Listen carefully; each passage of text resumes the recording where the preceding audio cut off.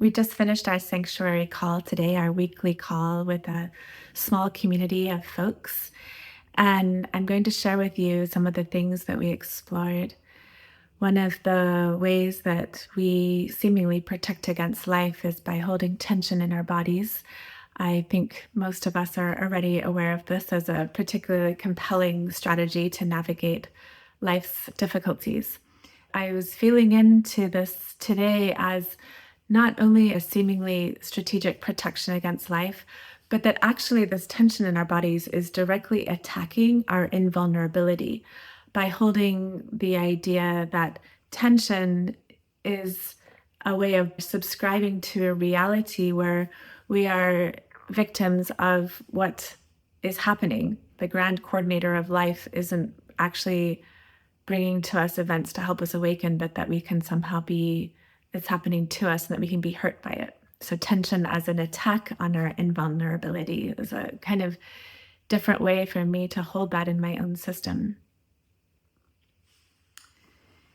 You cannot truly release that which we have not felt. So, unless we actually feel the tension in our systems or the different emotional patterns that are raging through our lives, it is impossible to bring them from the unconscious into the conscious and release them. Until something is conscious and we know it exists, it may not be possible to fully release it into the river of light. By holding ourselves in the center of a feeling, of an experience of the tension in our bodies, even though it might be uncomfortable to feel, it allows that to become conscious and therefore for us to release it and ask for the help to release it. There is a place in all of us that remains completely untouched by what is happening in the outside world. And this kind of alive, pristine river in us is untouched by the trauma, the history, all the different things that have happened, all the ways that that contraction might seem like a compelling idea. There's still a holy self.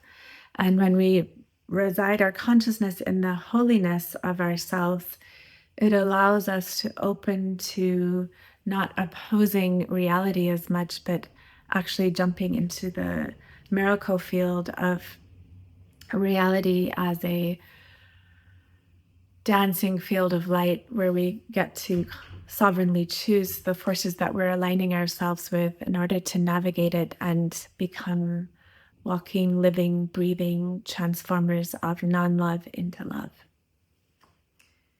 If any of this resonates for you or you're curious about diving more into these themes, I invite you to join us for our weekly call. It's a beautiful way to enter into a field of connection, prayer, vulnerability, and a sacred space.